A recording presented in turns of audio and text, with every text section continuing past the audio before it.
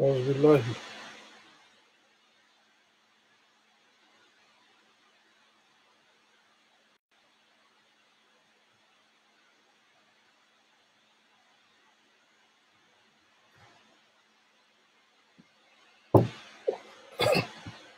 أعوذ بالله من الشيطان الرجيم. بسم الله الرحمن الرحيم. الحمد لله والصلاة والسلام على من أرسل رحمة للعالمين نبينا محمد صلى الله عليه وعلى آله الطيبين الطاهرين وأصحابه أجمعين ومن سلك سبيلهم إلى يوم الدين وسلم تسليما. Bayan haka yan uwa musulmi, assalamu alaikum wa rahmatullahi ta'ala wa barakatuh. Muna yi wa Allah godiya, sarki mai kowa mai komai, da ya sake dawowa da mu a wannan dandali mai albarka a cikin wannan lokaci mai albarka a wannan rana ta Asabar, 18 ga watan nan na Afril. Mu da Ramadan sauran 'yan kwanaki kaɗan, watakila ba za mu fi nan zuwa na 5 ko 6.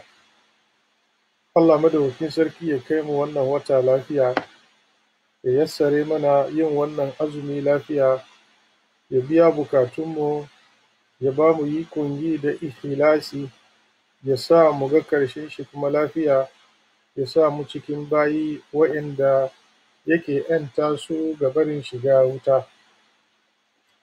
Kamin in ci gaba da maudu'in da ke gabanmu, ina ƙara tunasar da dukkanin ‘yan uwa baki ɗaya akan abin da muke fama muke nema na neman taimako zuwa ga dukkanin ‘yan uwa da suka shiga cikin wani hali mai tsanani sababin abin da duniya ya samu kanta ciki a yau, da kuma taimako na marayu da muke yi kowane shekara na ƙoƙarin faranta musu rai ranar sallah, na ɗinka musu riguna da ciyar da su.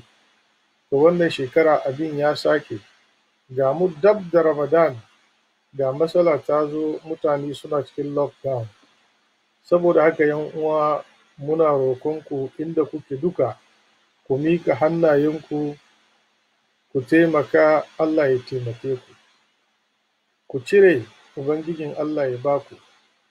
Ku bayar, Allah ya lillinka linkin ba linkin zuwa gare ku.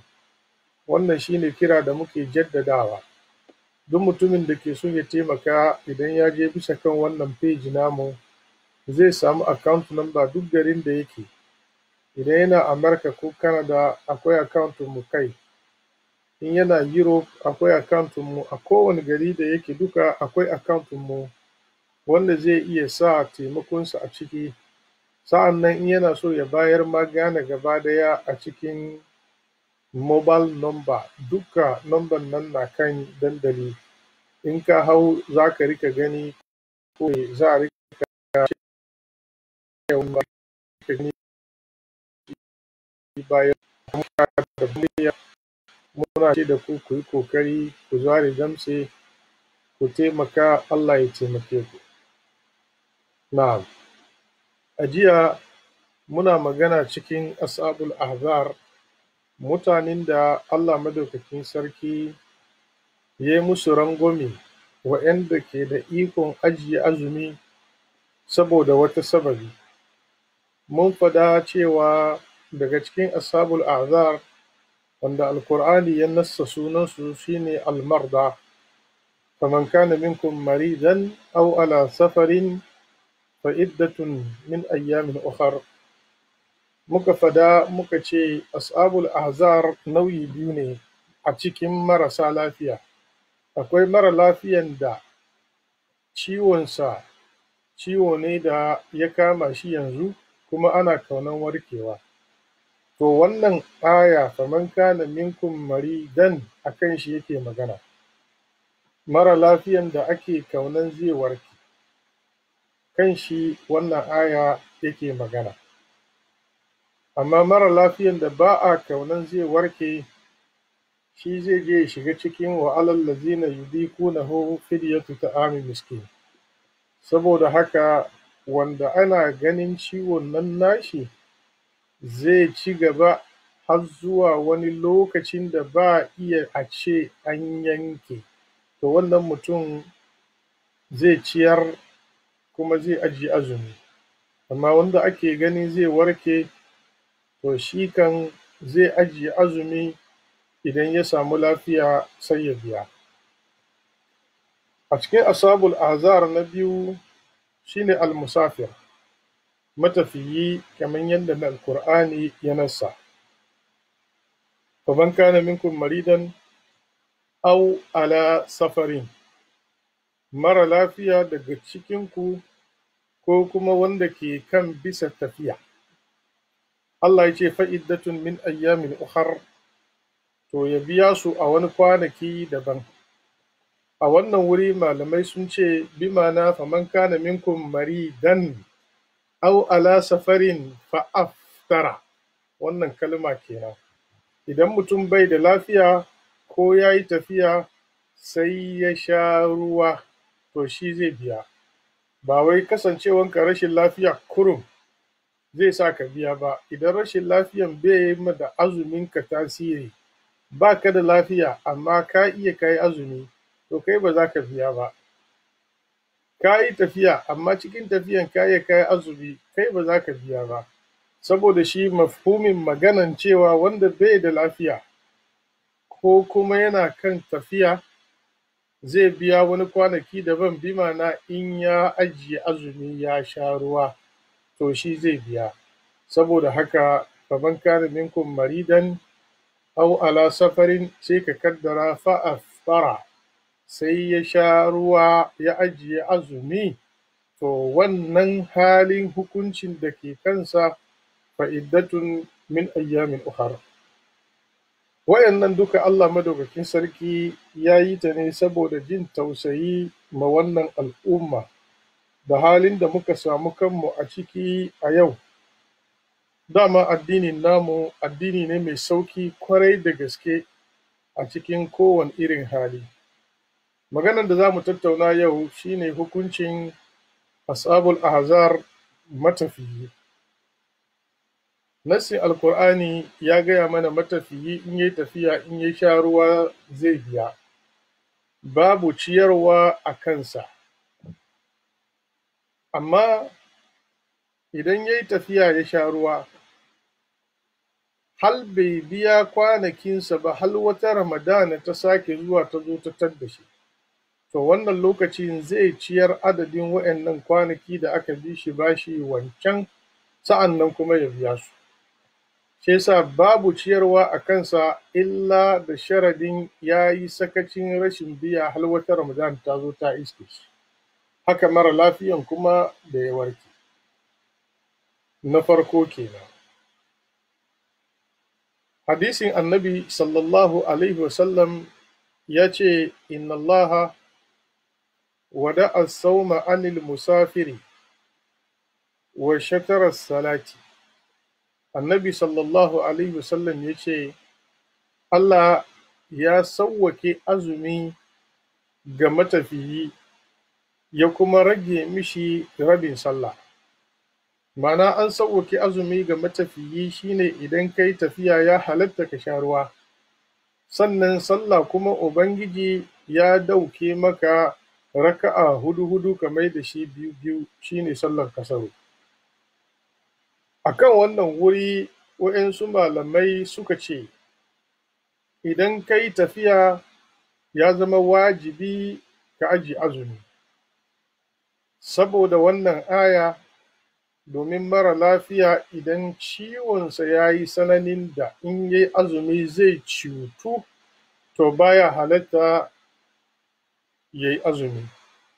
Suka ce haka matafiyi kuma, domin Allah ya yi atafi ne a kansa, faman kana minkum maridan aw ala safari, sai ya zamo duk ciwon da zai kama mutum wanda zai sa in yayi azumi zai cutu, wannan cutuwa yana ɗaukan nauyi biyu, imma zai kai shi zuwa ga hallaka ya mutu, ya zama dole ya ajiye azumi, ko kuma zai hana shi warkewa, ya zama dole ya yi azumi, ko kuma zai ji jiki da kyar, ya zama dole ya ajiye azumi kai, ko kuma zai ji jiki da kyar zai kai da yamma, ya zama dole ya yi azumi, ko kuma yin azumin ya zama dole ya ajiye azumi kai akan rashin lafiya, ko kuma yin azumin zai jinkirta warkewansa, ya zama dole ya ajiye azumi.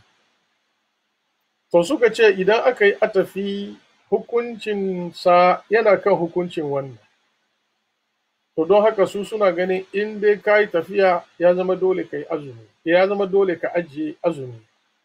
Wannan ra'ayi ce amma ra'ayi shazi, malumma mafi yawanci ba su yi riko da shi ba.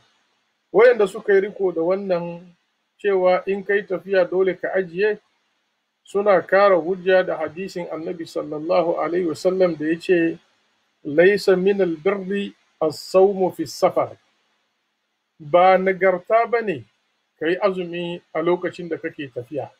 Shi ko musulmi ana son kullum hali shi ya zamo a cikin nagarta. Idan ya zama na tafiya a yi azumi ba nagarta ba, to shi dai duk abin da ba nagarta ba diddin shi ya zama sabo.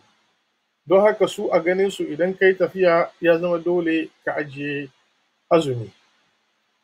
Sa'an nan tafiyan da ke sa a ajiye azumi sun yi sabani a kan wani tafiya ke sa a ajiye azumi.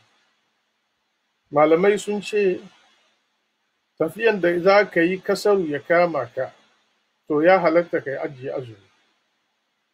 Ko da yanzu saukin tafiya ya zo, ka iya ka yi tafiya ka komo rannan, wanda wannan tafiya adadin kilomitan da za ka yanka ya kai ka yi kasaru, sun ce ya halatta ka ajiye azumi. Ala sabilil misal, mutum zai tashi gari kamar Cologne za shi Paris, tafiya ne mai tsawo, watakila zai yanka 300-400 kilometers. Shi kuwa tafiyan kasaru yana tsakanin 89 kilometers ne ko kuma 48 miles. Idan mutum ya yi tafiya 48 miles, to kasaru ya kama shi. Don haka su a ganin su duk tafiyan da kasaru yake kamawa, to ajiye azumi kuma ya halatta. Wayansu suka ce abin yana komawa zuwa ga urufinku ne. Ina ne in ka tafi a garinku a zamanin ga ana cewa ka yi tafiya? To idan zamanin nan inda ka tafi an ce ina wani aka ce ya yi tafiya, to wannan ya halatta ka ajiye azumi. Amma inda tafiya yanzu sunan shi ka je unguwa, wannan baya halatta ka ajiye azumi. Wannan kenan.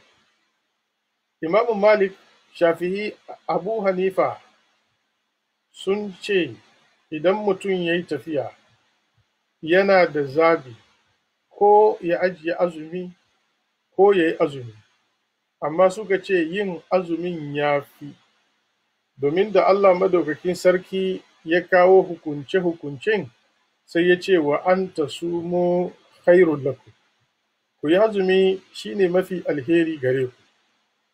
Suka ba da martani zuwa ga wancan hadisi, inna Allah wada'a as-sawma anil musafiri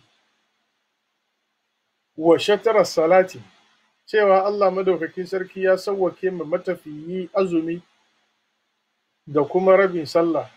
Suka ce duk mutumin da ya tafiya bai yi kasar ba, in ya yi sallah ya cika sallarsa ta yi. Ba a cewa duk me bai yi kasar ba, rukusa ce Allah ya bashi, idan bai yi ba, ba a cewa sallar shi bai yi ba.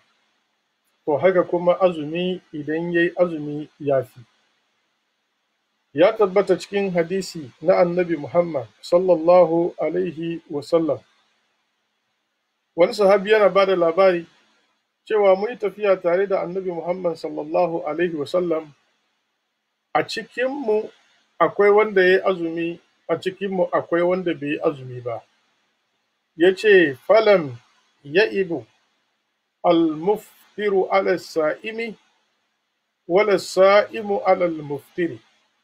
Wanda ya yi azumi baya zargin wanda bai yi ba, wanda bai yi ba kuma baya zargin wanda ya yi. Manzo Allah sallallahu alaihi wasallam sai ya kyale kowa akan karfin jikinsa.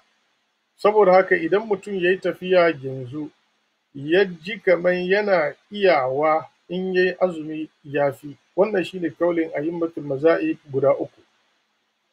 A wannan suna yin dalili da cewa abin da ya fi maka shi ne wanda ya fi maka sauki. Wannan fikihu ne na babban halifa wanda ake ce da shi Umar ibn Abdulaziz, yayin da aka tambaye shi yin azumi a tafiya shi ya fi ko kuma shan ruwa, sai ya ce wanda ya fi makai sauki shi ya fi. Ya yi shaida da Alkur'ani, yuridu Allahu bikumul yusra wala yuridu bikumul usra. Wannan aya ta zo ne a cikin siyakin wajabcin azumi. Allah yana son muku sauki ne, baya son abin da zai sananta muku. Sai sa wanda ya fi alheri shine wanda kaga ya fi maka sauki. Malik da Shafi'i da Abu Hanifa suka ce ka yi azumi kana tafiya ya fi maka sauki, domin biyan azumi bayan an kare ya fi sanani. To amma abin lura shine wannan hali da kake ciki yanzu, idan tafiyan nan tafiya ce ta wahala da in ka yi azumi za ta wahal da kai, to abin da aka fi so ka ajiye. Wannan hadisi laisa min albirri as-sawmu fi safar, a nan take aiki. Idan yin azumin zai ta gajiyar da kai ka wahala, don wahalan tafiya wata azaba ne daban ta musamman. Ka riga ka bar gida, za ka hadu da abin da baka saba ba, za ka gamu da waɗansu ababa ba irin wanda aka sani ba, za ka hadu da mutanen da ba su san kimanka ba, ga stress, ga tunani, ga ababa dai marasa iyaka da suke cikin wahalhali na tafiya, musamman irin tafiyan jiya da kuma irin na wannan zamani. Akwai bambanci. Don haka idan mutum ya yi tafiya ya ga yana da karfi zai iya yin azumi, to shi ya fi alheri. Sa'an nan matsala da ke kan azumin matafiyi shine, idan ka bar garinku, ka riga ka bar garinku ba a yi buɗe baki ba tukuna, amma maybe sauran awa 2, ka je ka sauka sabon wani gari wanda yanzu sauran awa 8 kuma sa'an nan buɗe baki ya kai. To da me za ka yi hukunci? Shin za ka yi hukunci da abin da ka bari garinku ne, ko za ka yi hukunci da inda ka je ka iske? Malamai suka ce Allah ya yi bayanin lokacin azumi shine hatta yatabayyana lakum al-hayt al-abyad min al-hayt al-aswad min al-fajr, Allah ce summa atimu siyama ila al-layl. A lokacin da buɗe baki ya kai a inda kake, lokacin za ka yi buɗe baki, ba za ka yi buɗe baki da garin da ka taso ba ne, kamar yadda waɗansu mutane suka yi fatawa. Ala sabilin misal, da za ka tashi daga nan ga yanzu inda muke zama nan ga muna magana Amurka da safe ne, amma mu nan ga yanzu mu muna yamma. Idan ka tashi yanzu da jirgi sama nan ga za ka je Amurka ko Canada ko South America, in jirgi ya riga ya daga sama, in ya yi gaba ka duba wani agobi, sai ka duba girgije ka ga tabbas yanzu inda kuke ko a sama rana ya fadi, to shi kenan sai ka sha ruwa. Amma idan baka sha ruwa ba har ka je ka sauka Amurka kuma da safe, to ba za ka sha ba, sai dai ka sha ruwa da shan ruwan Amurkawa. In kuma ta gagare ka, sai ka karya azumin kawai ka huta, in ya so in an kare sai ka biya. Da zai yi ka fly, a ce garinku za a sha ruwa karfe 7:30 ko 8, bayan jirgi ya hau sama ka duba agogonka karfe 7:30 ko karfe 8 ya kai, amma a sama a inda kuke yanzu akwai rana, baya halatta ka sha ruwa, za ka sha ruwa ne idan rana ta fadi. Kamar yadda Annabi sallallahu alaihi wasallam ya ce, idan yini ya yi haka, dare ya zo daga haka, rana ta fadi, lokacin mai azumi zai ajiye buɗe baki. Wannan kuma yana kan kowa, yana kan kuma dukkan matafiyi. Wannan daga cikin ashabul ahzar su ne matafiya. Idan Allah madaukakin sarki ya yassare maka yin azumi a cikin tafiya, to yin azumi cikin tafiya ya fi ajiyewa. saboda ramawa bayan ramadana abu ne mai wuya, kuma an ce afdaluha aisaruha, wanda ya fi shi ne wanda ka ajiye. Annabi Muhammad sallallahu alaihi wasallam ya yi tafiya tare da waɗansu a cikin sahabbai. Yayin da suka kai wani unguwa, ya zamo akwai wata matsala, shine za su haɗu da abokanin gaba.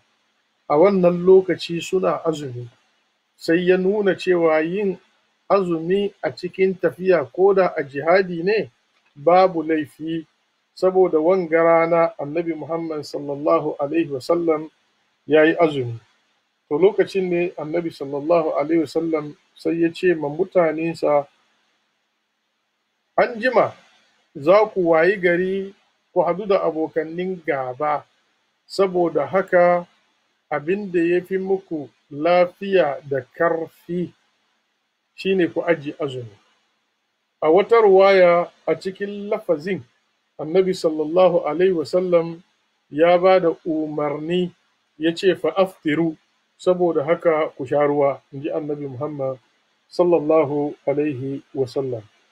Akan haka muke cewa idan ka ga tafiyan nan akwai wahala ko akwai sanani ko kuma za a haɗu da abokanin gaba wanda baka san wani hali za a koma ba, to akan wannan za ka ajiye azumi. In ya so adadin kwanakin da ka ajiye, idan Ramadan ta kare sai ka rama.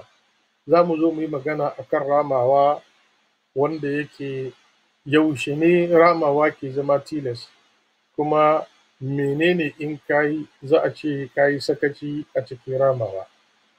Daga cikin ashabul ahzar akwai alhamil, ita ce mace mai ciki, ko kuma in ce alhubla, mace mai ciki. Sa'an nan kuma akwai almurdi, mace wanda take shayarwa. Wannan zan ajiye maganansu insha Allah, gobe za mu tattauna akan maganansu. Amma mai haila da wanda take nifasi, jinin aihuwa, suna daga cikin ashabul ahzar wanda shari'a ya tilasta musu su ajiye azumi dole. Idan mace tana haila ya zama wajibi ta ajiye azumi, sa'an nan ya halatta mata ta ci abinci har marance. Idan ta yi salki cikin watan azumi da rana, kame baki bai zama tilas gare ta ba.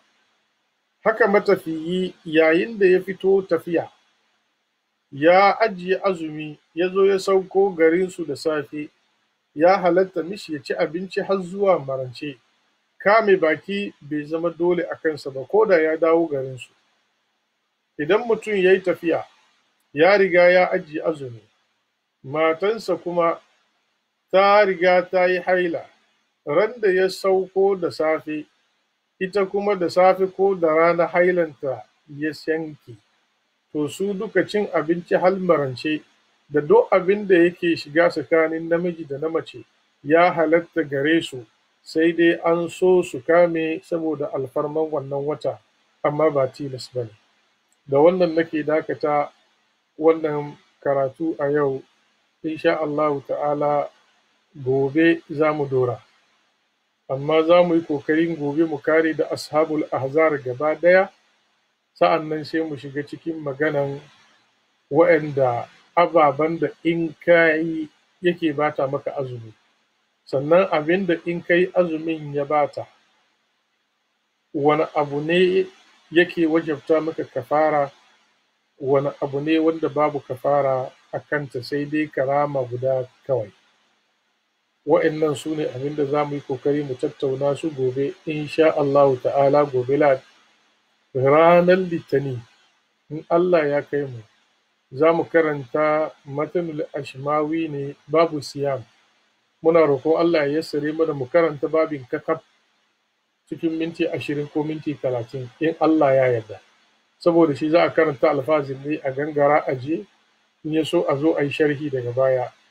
Ranar talata, in Allah ya yarda, a cikin risala za mu karanta babu siyam, tun daga babin har zuwa ƙarshe. Sa'an nan ranar Laraba za mu karanta Irshadi Salik na Imam Al-Askari, shi ma za mu karanta babu siyam, saboda a cikin wa'yansu wurare akwai wa'yansu karin bayani akan wa'yanda wa'yansu wurare ba su da shi.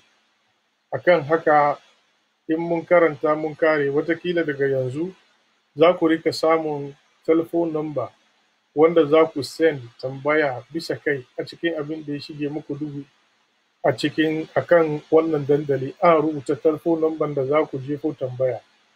Amma na fifita mutum in zai yi ya yi audio saboda sauraren ya yi sauki, domin rubutun wa'yansu karanta shi na da wuya, fahimtar na da wuya. Wanda ya ga kuma zai zana abin da za mu fahimci babu damuwa.